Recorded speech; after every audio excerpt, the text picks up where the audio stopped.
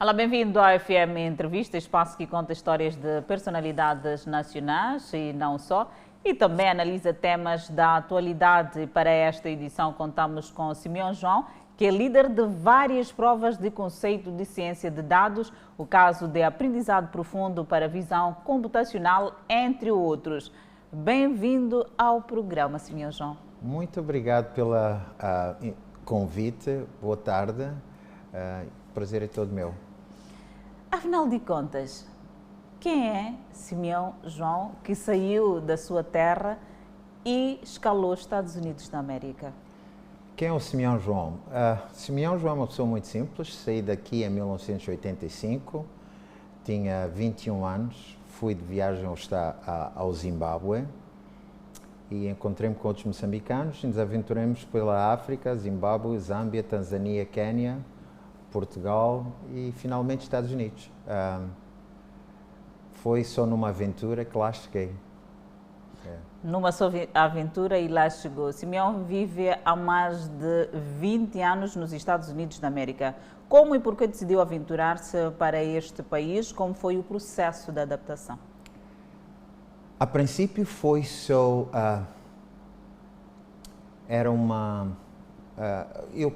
sempre achei que os Estados Unidos era um país excepcional, então queria conhecê-lo. E em Portugal, na altura em que cheguei em Portugal, 88, 87, depois de ter viajado pelos países africanos, comecei a adquirir uma identidade muito... de conhecer mais. Nós, cá em Moçambique, éramos muito portugueses. Nesses países aprendi a ser um pouco mais africano, muito embora nunca tenha deixado de ser africano. Não sei se me entende. E em Portugal não tive aquele acolhimento que eu esperava. Então achei que havia necessidade de sair para uma outra terra e nesse caso foi os Estados Unidos. Escolhi os Estados Unidos, deram-me o visto e eu fui até lá. Fui para a casa de um senhor, Dr. Obiang, que tinha um senhor que fez parte da libertação da Guiné Equatorial e ele recebeu e lá fiquei. Quando estava para regressar para Portugal, ele pediu-me que eu ficasse e continuasse lá os meus estudos e disse que havia de me ajudar e foi isso que aconteceu. E como é que foi o processo de adaptação? Não foi fácil, por várias razões. Os Estados Unidos não é um sítio onde uma pessoa possa dizer que chega hoje, como muitas das pessoas pensam, que é um país que vai buscar o dólar, está nas árvores e só se apanha. É um país muito desenvolvido e isso significa que existem muitos sacrifícios, as pessoas têm 2 trabalhos, 3. É diferente para quem vai de uma bolsa. Existe uma expressão que os americanos dizem muito, que é hustle. Hustle significa uma pessoa que faz de tudo para poder sobreviver. E foi exatamente isso que fiz. Com a ajuda dos outros africanos, que depois pediram-me que eu voltasse para a escola, e eu voltei para a escola, então fiz o mestrado e depois o PhD, e assim foi. Mas não é uma coisa que é fácil, mas é uma terra de oportunidades, mas as pessoas têm que se empenhar muito, inteiramente, e uma vida de sacrifício. Com sacrifício se consegue atingir, não de tudo. Moçambique, para mim, é um país de mais oportunidades do que os Estados Unidos. Talvez atingisse muito mais pontos mais elevados em Moçambique do que atingir nos Estados Unidos. Acho que Moçambique é uma terra excepcional. E o processo de formação, como é que foi? Não é fácil por 2 aspectos. Primeiro, não é barato.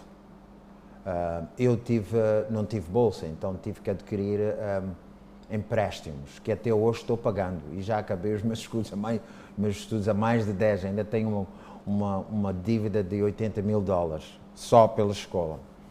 Claro que tive que pedir esses empréstimos. Fui para a escola.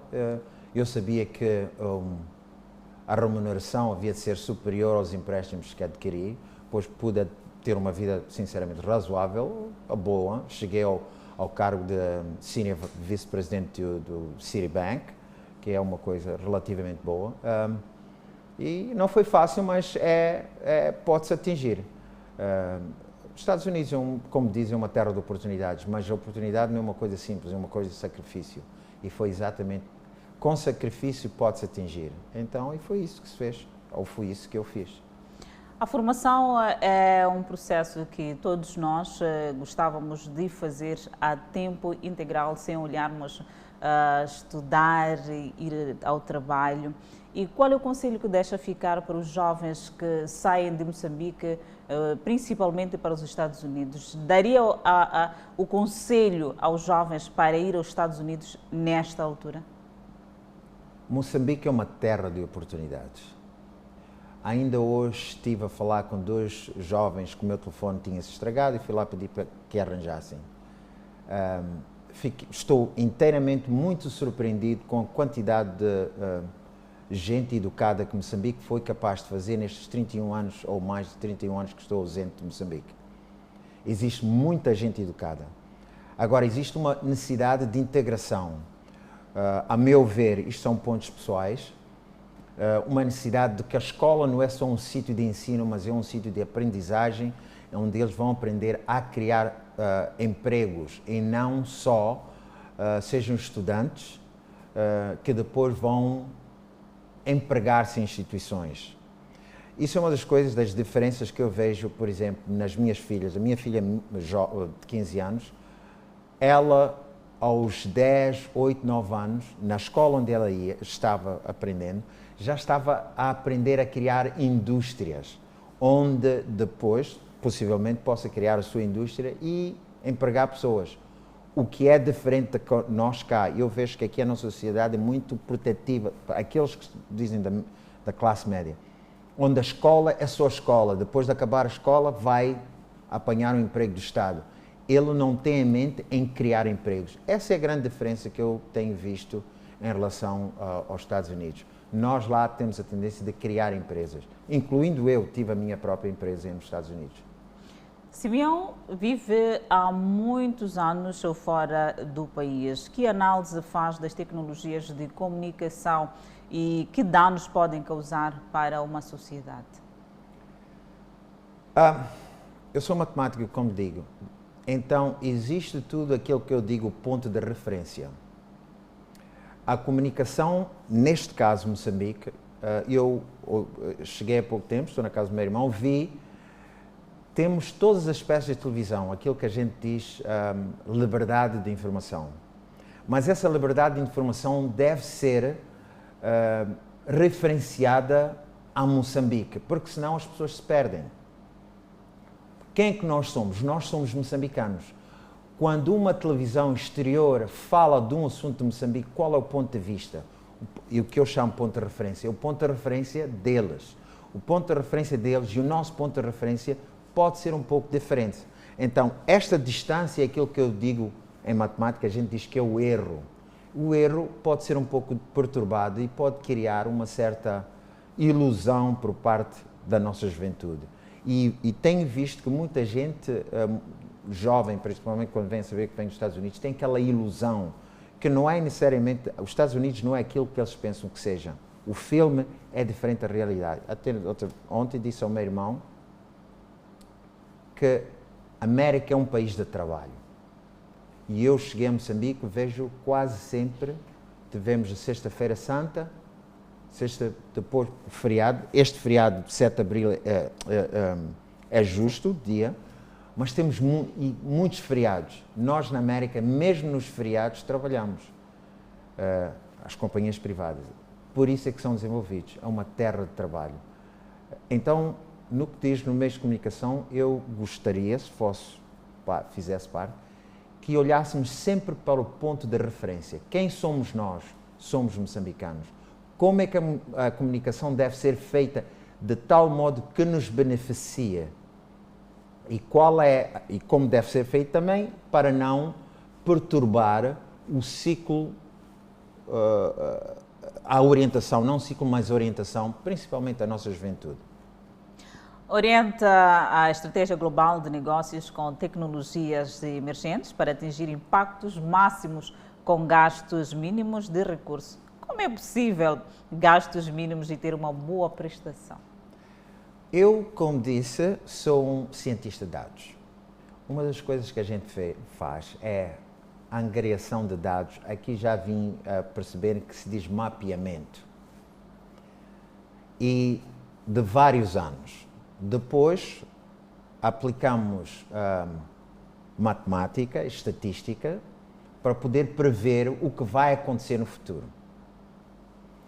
E por duas razões. Nos Estados Unidos a gente gosta de dizer, fazer aquilo que a gente diz monetization. Monetization quer dizer a angriação de fundos, ganhar dinheiro. Então vamos prever de tal modo que a gente possa fazer dinheiro. Eu, quando trabalhava no banco, ter lucros. No que diz respeito a risco, diminuir o risco. Aqui em Moçambique eu já notei que existe uma economia de desastre. Como é que a gente vai transformar de uma economia de desastre, onde temos sempre desastre, diminuindo o risco, a administração daquele risco, de tal forma que a gente não diga desastre, mas dizemos risco. E como administrar o risco. Porque desastre é uma coisa que a gente não tem a capacidade de resolver. E então, o meu trabalho é prever isso, usar uma série de ferramentas com matemática e fazer com que se tenha menos, diminua-se o risco. E neste caso, desastres que são coisas, ou os desastres desapareçam. E esse é o que nós fazemos. Claro, é matemática e depois uma série de processos. As duas coisas em conjunto. E é possível prever-se. É isso que eu faço. Como é que a matemática pode ajudar a desenvolver um país? Como a boa coisa da matemática é fatos, coisas reais, existentes. Então, como é que pode ajudar? Existem dois aspectos. Uma é uma análise qualitativa, que é daquilo que a gente sabe, das nossas experiências qualitativas, e a outra que é factual, que é dos números. Então, combinando estas duas, nós podemos prever o que é que mais ou menos vai acontecer mediante certas situações. Por exemplo, aqui temos muitos desastres climáticos. Mediante o clima e uma série de processos, nós podemos fazer uma estratégia de tal modo que isto de desastre que a gente tem não deixa de ser desastre. Deixa de ser um risco que pode ser mitigado,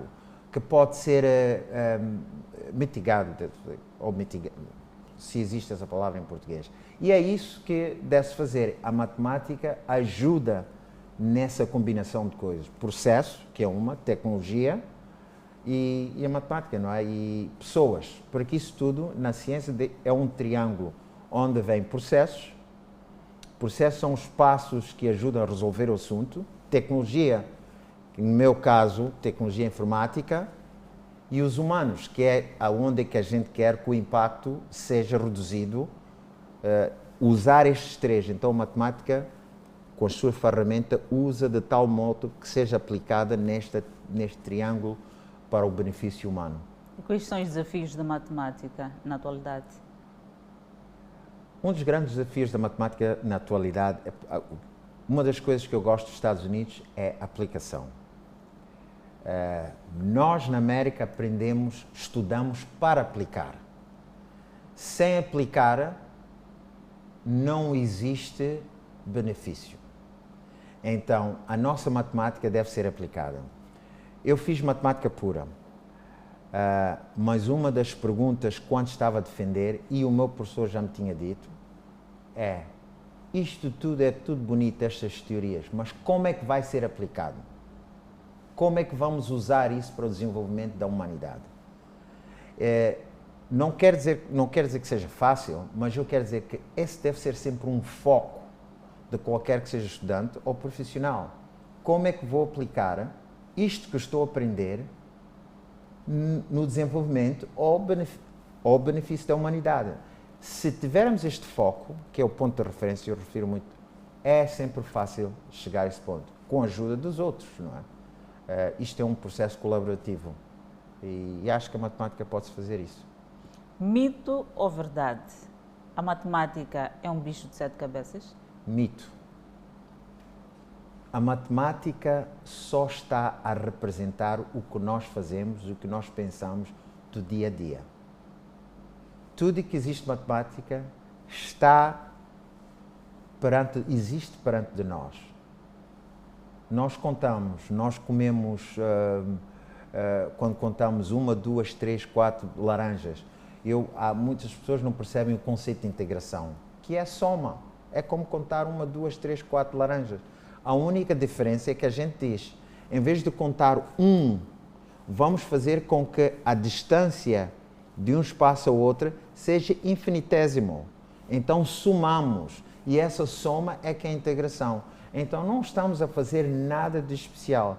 Quando eu aprendi integração, pensei que fosse uma coisa do outro mundo. Não entendia que era uma só soma, adição. Então é um mito. Se a pessoa, o professor, quiser ensinar conteúdo de mostrar do benefício prático, todos compreendemos. Simeão João, espreitamos um breve intervalo, voltamos dentro de instantes para saber, afinal de contas, o que é que repele muita gente da matemática. Até já.